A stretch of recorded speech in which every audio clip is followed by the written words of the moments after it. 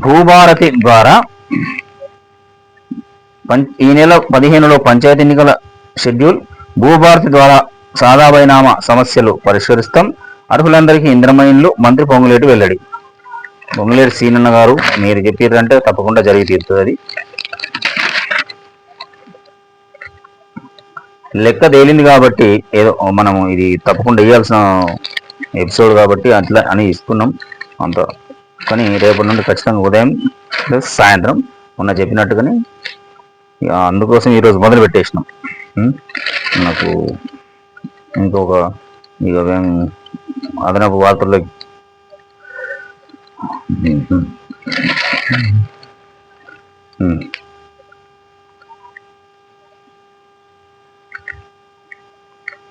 ఇక వాట్సాప్ వ్యవసాయం మహబూబ్నగర్ డిస్టిక్లో అనుకుంటా. వాట్సాప్ వ్యవసాయం పాలమూరు జిల్లాలో ప్రతి మండలానికి ఒక గ్రూప్ ఏర్పాటు. అడ్మిన్గా ఉన్న ఎవరున్నారు గ్రూప్ అడ్మిన్గా అంటే ఏఓ ఏఈఓలు. ఇది చాలా మంచి సిస్టమ్ ఆడ ఇంప్లిమెంట్ చేసి వీళ్ళు. గ్రూప్లో 280 మంది నుంచి 300 మంది రైతులు గ్రూప్లో పెట్టి వాట్సాప్ వ్యవసాయం చేపిస్తున్నారు. అంటే అంత సూచనలు చేస్తున్నట్టు వాళ్ళు వ్యవసాయ అధికారులు రైతులకు. ప్రతి సమాచారం క్షణాల్లో అందరికీ చేరవేత.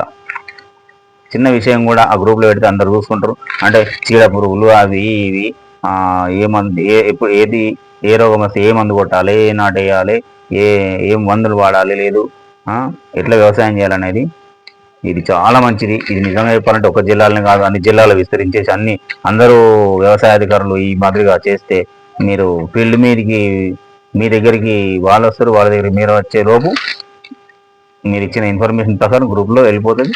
చాలా మంచి ఫెసిలిటీ. ఇది అందరూ ఇంచుమించు రాష్ట్రంలో అన్ని జిల్లాల్లో వాడితే చాలా ఉపయోగకరంగా ఉంటుందని ఇది నా ఒపీనియన్.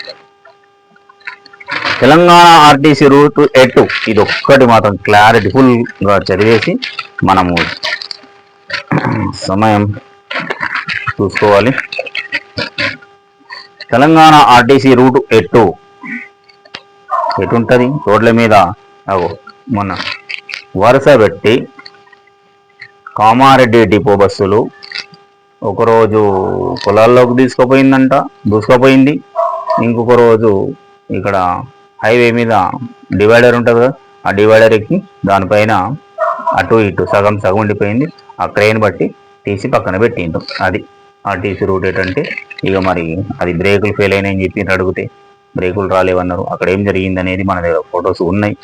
సరే అక్కడ అధికారులను అడిగి తెలుసుకున్నాం. పీకలను అప్పులతో కోట్లు కొట్టుమిట్టాడుతున్న టీజీఎస్ఆర్టీసీ అద్దె బస్సులు గుదిబండగా మారాయి.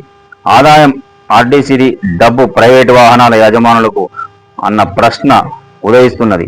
అప్పులు తీర్చలేక ఆదాయం లేక ఆర్టీసీ ఇక్కట్లు ఎదుర్కొంటూ అద్దె బస్సులతో సంస్థ మనుగడ ప్రమాదంలో చిక్కుకుంది. ఒక పక్క ప్రభుత్వం అమలు చేస్తున్న మహాలక్ష్మి పథకం, ఉచిత ఆర్టీసీ ప్రయాణంతో సంస్థ ఆర్థికంగా కుదేలవుతోంది. ప్రగతి కోసం ప్రజల కోసం ఆర్టీసీ బస్సు చక్రం ప్రగతి చిహ్నం అంటూ నినాదాలు వల్లిస్తున్నా ఆర్టీసీ రూటు ఎటు అన్న ప్రశ్న ఉదయిస్తున్నది.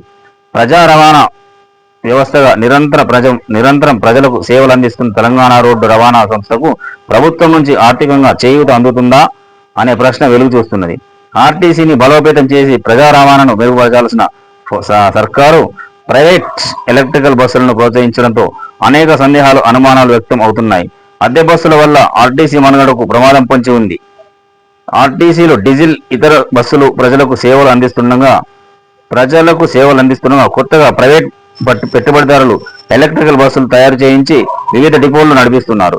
కేంద్ర ప్రభుత్వం ఆర్టీసీని అనుమతించకుండా ప్రైవేట్ సంస్థలకు ఎలక్ట్రికల్ బస్సులు తయారు చేసి కేంద్ర ప్రభుత్వం ఆర్టీసీని అనుమతించకుండా ప్రైవేట్ సంస్థలకు ఎలక్ట్రికల్ బస్సులు తయారు చేసి ఆయా రాష్ట్రాలలోని ఆర్టీసీ సంస్థలు బస్సులు నడిపించుకోవాలన్న నిర్ణయం తెలంగాణ ఆర్టీసీకి ప్రమాదకరంగా మారింది. అంటే ఇది సెంట్రల్ గవర్నమెంట్ నిర్ణయం అన్నట్టు. తెలంగాణ రోడ్డు రవాణా సంస్థ స్వయంగా ఎలక్ట్రికల్ బస్సులు కొనుగోలు చేసి రవాణా వ్యవస్థను మెరుగుపరచాల్సిన అవసరం ఉంది. అద్దె బస్సులకు స్వస్తి చెప్పి స్వయంగా ఎలక్ట్రికల్ బస్సులను ఇతర బస్సులను తయారు చేయించి ప్రయాణికులకు అందుబాటులో తేవాలని ఆర్టీసీ కార్మిక జేఏసీ సమ్మె సైరన్ మోగించేందుకు సన్నద్ధమవుతుంది. ఈ నేపథ్యంలో ఆర్టీసీ యాజమాన్యం ఒక ముందడుగు వేసి ఆశాజనకమైన నిర్ణయం తీసుకొని ఆర్టీసీ సంస్థను కార్మికులను సంరక్షించాల్సిన బాధ్యత ఉంది. ఎవరు రాసింటూ గుర్రం రామ్మోహన్ రెడ్డి ఒక question mark Telangana RTC route ఎటని ఒక క్వశ్చన్ మార్క్ పెట్టిండు. ఆర్టీసీ రూట్ ఎటన్నా ఎటు పెట్టినా అప్పుడు 59 రోజులు సమ్మె చేస్తే ఎప్పుడు గత ప్రభుత్వంలో ఉన్నప్పుడు ఉక్కు పాదంతో అణిచివేసినట్టు వేసి వాళ్ళు ప్రభుత్వం ఏం చేసినా చేయకుండా అప్పుడు ప్రభుత్వానికి అనుబంధ సంస్థనే అనుబంధ యూనియనే ఉండే కదా తెలంగాణ మజూర్ యూనియన్. అప్పుడు చేసినా కానీ ఏమైపోయింది, 59 రోజులు చేసిన తర్వాత రాత్రి స్ట్రైక్ కాల్ ఆఫ్ అని చెప్పేసి ట్రోలింగ్ ఇట్లా చూసి చూసి చూసి విసిగి వేసారిపోతారు పాపం వాళ్ళు. అయ్యా మళ్ళీ ఇప్పుడు సమ్మె సైరన్ ముగిస్తామని మొన్న 27 తారీఖు థామస్ రెడ్డి ఉన్నవా థామస్ రెడ్డి ఇచ్చిండు. ఎందుకు మీరు కార్మికుల సమస్యల మీద ఇవ్వండి.